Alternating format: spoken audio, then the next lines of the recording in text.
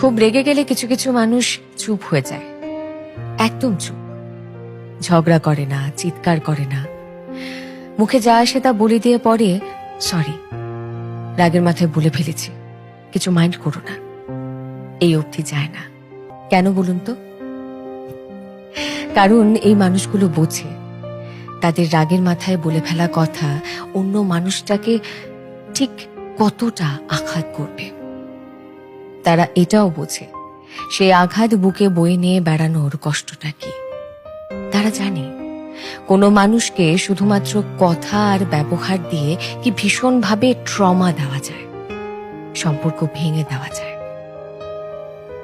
তারা জানে ভেঙে যাওয়া জিনিসগুলো একবার ভেঙে গেলে হাজারো সরি বললেও সেটা আর জোড়া দেওয়া যায় না।